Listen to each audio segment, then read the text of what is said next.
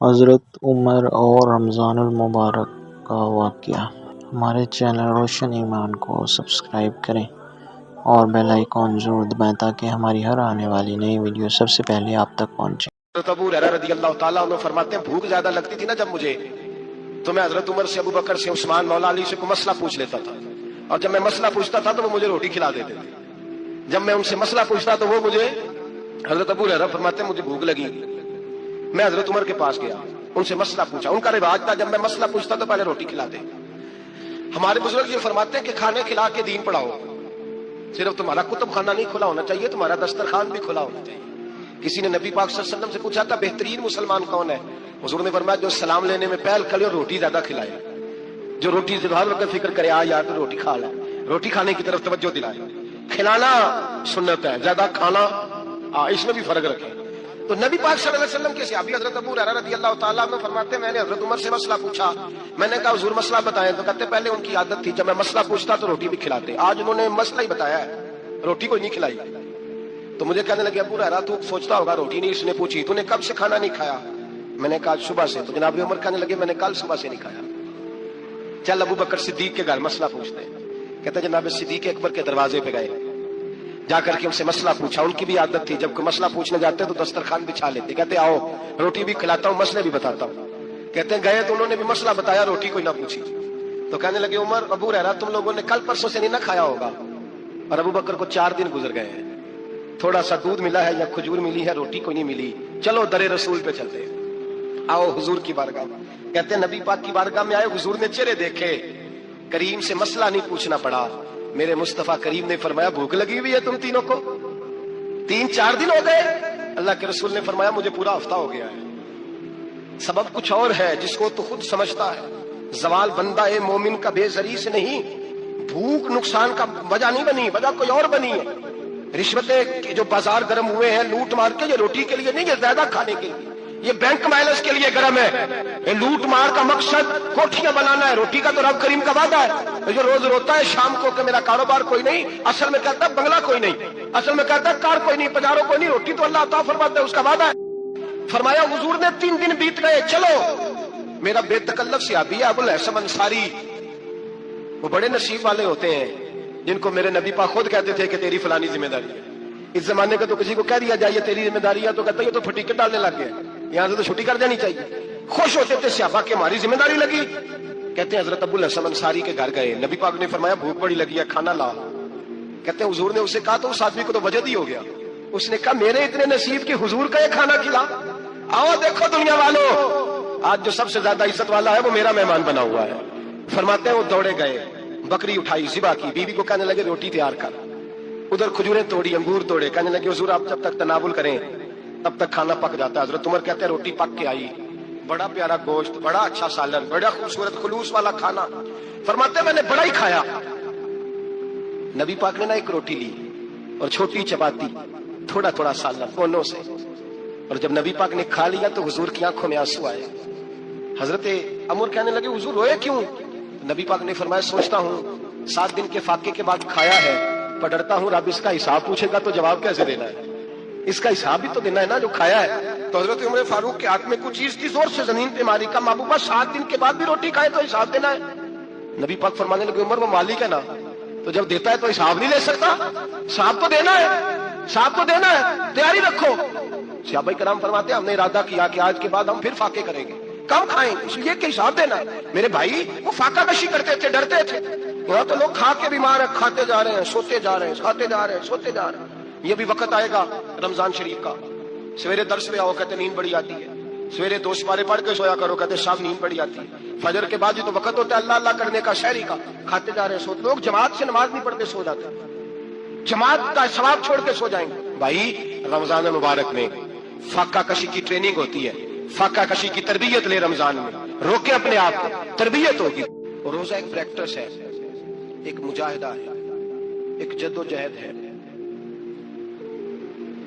جد و جہد کس چیز کی؟ اللہ کی رضا کے مطابق اپنے آپ کو ڈھالنے کی جد و جہد۔ صوم کا لغوی معنی ہوتا ہے رک جانا، حلال رزق سامنے پڑا ہے، حلال مشروب سامنے پڑا ہے، حلال رشتہ بیوی کا موجود ہے، لیکن ان سب چیزوں سے حالت روزہ میں رکنا، اللہ کی رضا کے لیے رکنا، اس کا نام روزہ ہے۔ نبی پاک علیہ السلام نے جوانوں کو حکم دیا ہے، یا معاشر الشباب، او جوانوں، یا رسول اللہ کیا حکم ہے؟ فرمایا یا نکاح کر لو اگر طاقت ہے، نہیں طاقت تو روزے رکھو۔ حضور روزے سے کیا ہوگا؟ فرمایا تمہارا نفس کچلا جائے گا، شیطان وسوسہ اندوزی نہیں کرے گا۔ حضرت جناب سیدنا جنید بغدادی، بغداد کے پیر سے کسی نے پوچھا تھا آج سے 1100-1200 سال پہلے، وہ تو زمانہ ویسے نیکی اور پرہیزگاری کا تھا، کہا بابا جی مرد اور عورت نیک ہو، بغیر پردے کے، بغیر حجاب کے، بغیر دیوار کے بیٹھ کر ایک دوسرے کو دین سکھا سکتے ہیں؟ حضرت صاحب بتائیے، مرد اور عورت نیک ہو تو بغیر پردے اور حجاب کے ایک دوسرے کو دین سکھا سکتے ہیں؟ تو حضرت جنید بغدادی فرمانے لگے سکھانے والا حسن بصری ہو اور سیکھنے والی رابعہ بصری ہو تو پھر بھی بغیر پردے کے بیٹھنے کی اجازت نہیں۔ تو مفتی صاحب کو اجازت کس نے دی؟ مولانا صاحب کو اجازت کس نے دی؟ بڑا وہ نہیں ہوتا جو ٹی وی پہ زیادہ آتا ہے، بڑا وہ ہوتا ہے جو رسول اللہ کے دین پہ عمل زیادہ کرتا ہے۔ حضرت عبداللہ ابن مسعود رضی اللہ تعالیٰ عنہ فرماتے ہیں زیادہ باتیں کرنے والا عالم نہیں ہوتا۔ حضور پھر عالم کون ہوتا ہے؟ فرمایا پڑھو قرآن، انما یخشی اللہ من عبادہ العلماء، فرمایا بڑا عالم وہ ہوتا ہے جو اللہ سے زیادہ ڈرتا ہے، اس لیے کہ رب فرماتا ہے میرے بندوں میں سے جو عالم وہ ہیں جو اللہ سے زیادہ ڈرتے ہیں، خوف رکھتے ہیں۔ تو میرے بھائی رمضان المبارک میں بچنا ہے۔ روزہ کس پہ فرض ہے؟ امیروں پہ کہ غریبوں پہ؟ جی کہنے میں تو کام ہی، میرا تو کام ہی محنت مزدوری والا، میں کیسے روزہ رکھوں؟ میں تو دیہڑی لگاتا ہوں تو روزہ کیسے رکھوں؟ میں نے نہیں کسی حدیث میں پڑھا کہ روزہ وہ رکھے جو دفتر میں بیٹھتا ہے، صحابہ کے زمانے میں تو دفتر ہوتے ہی نہیں تھے، کسی جگہ نہیں لکھا ہوا روزہ وہ رکھے گا جو اے سی میں بیٹھتا ہے، تب تو اے سی تھے ہی نہیں۔ حضرت ابوبکر صدیق رضی اللہ تعالیٰ عنہ سے لے کر جناب بلال تک سارے اپنے ہاتھ سے کام کرتے تھے، سارے اپنے ہاتھ سے کام کرتے تھے، سارے۔ حضرت عمر فاروق رضی اللہ تعالیٰ عنہ خلیفہ وقت ہونے کے باوجود مال غنیمت کے اونٹ چرنے جاتے تھے تو چراگاہ میں چھوڑنے میں جاتے تھے، لینے بھی آتے تھے واپس، سارے لوگ اپنے ہاتھوں سے مشقت والے کام کرتے۔ حضرت بلال مزدوری کرتے، سلمان فارسی مزدوری کرتے، مقداد مزدوری کرتے، صحابہ مزدوریاں کرتے، روزے رکھتے، اور رمضان کے جانے کا وقت ہوتا تو در رسول پہ کھڑے ہو کے عرض کرتے محبوبہ دل نہیں بھرا، دل کرتا ہے کبھی رب سارا سال ہی روزے عطا کرے، سارا سال رمضان دے تو ہم سارا سال روزے رکھنے کو تیار ہیں۔ جذبہ تھا، طاقت تھی، ہمت تھی۔ میرے نبی پاک نے فرمایا لکل شیء زکات و زکات الجسد الصوم، فرمایا ہر شے کی زکات ہوتی ہے، وجود کی زکات روزہ ہے، روزے رکھو جسم کی زکات نکل جائے گی۔ فاقہ کرنا بھی میرے نبی پاک کی سنت ہے، مسواک کرنا بھی سنت ہے، اور فاقہ کرنا بھی، مسواک والی سنت زیادہ اپناتے ہیں لوگ، فاقہ کرنا بھی نبی پاک کی سنت ہے۔ ایک صاحب مجھے کہنے لگے جناب بیٹھ کے کھانا حضور کی سنت ہے، میں نے کہا کبھی کبھی نہ کھانا بھی نبی پاک کی سنت ہے، نہ کھانا بھی حضور کی سنت ہے۔ اور ہمارے فقہاء نے لکھا ہے جو روٹی زیادہ کھاتا ہے اس میں دو باتیں پیدا ہو جاتی ہیں، کیا کیا؟ ایک بولتا زیادہ ہے، دوسرا سوتا زیادہ ہے، غافل ہو جاتا ہے۔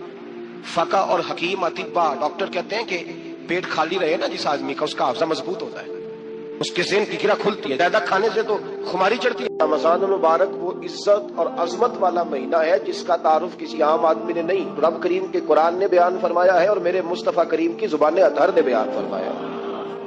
لیکن آنے سے پہلے بخاری مسلم میں حدیث ہے، حضرت سلمان فارسی رضی اللہ تعالیٰ عنہ کہتے ہیں رمضان شروع ہونے سے پہلے نبی پاک نے ہمیں مسجد میں بلایا اور خطبہ ارشاد فرمایا باقاعدہ، اور ارشاد فرمایا لوگوں تم پر ایک مہینہ آنے والا ہے جس میں اللہ اپنے بندوں پر خاص قسم کی رحمتوں کا نزول فرماتا ہے۔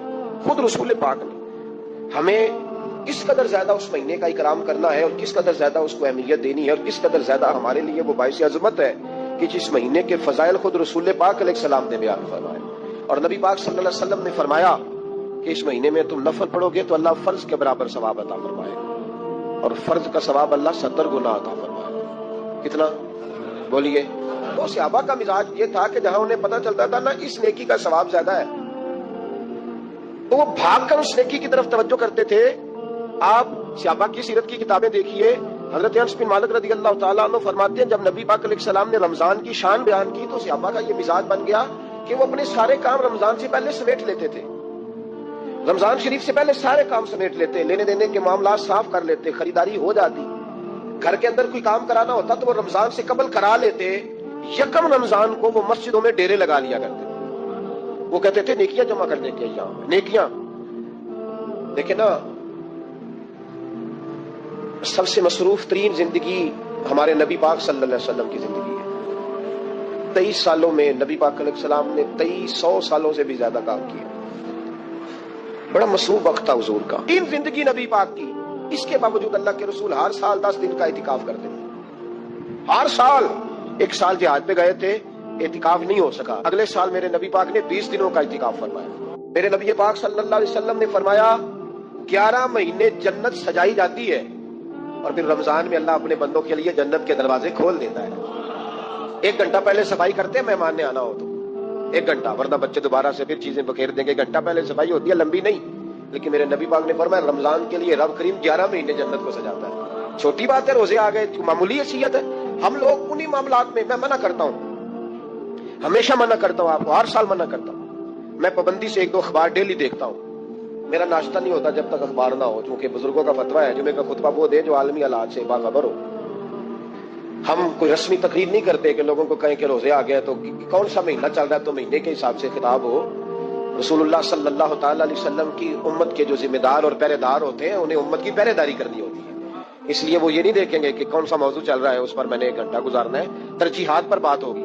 بات یہ کر رہا تھا کہ میں رمضان شریف میں اخبار نہیں دیکھتا، میری اپیل ہے آپ سے کہ آپ رمضان شریف میں نہ رمضان ٹرانسمیشن بھی نہ دیکھیں، ٹی وی پہ خبریں بھی نہ سنیں، سارا سال سنیے خبریں۔ ہماری خبریں سننے سے ملک میں کیا انقلاب آ گیا، یا وہ جو ہم نے چوک میں کھڑے ہو کے تجزیہ کیا تھا اس سے کتنے لوگ سنور گئے۔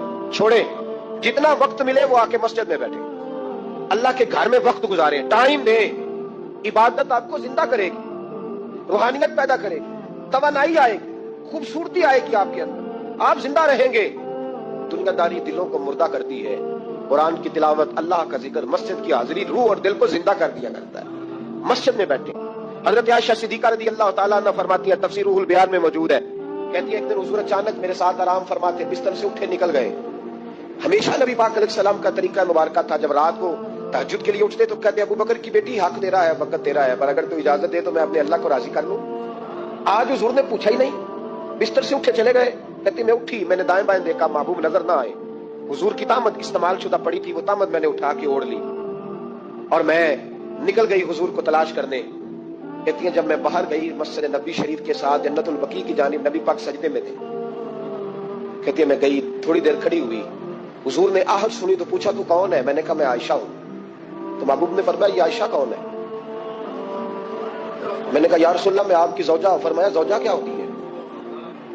یا رسول اللہ میں ابو بکر کی بیٹی۔ تو نبی پاک نے فرمایا یہ ابو بکر کون ہے؟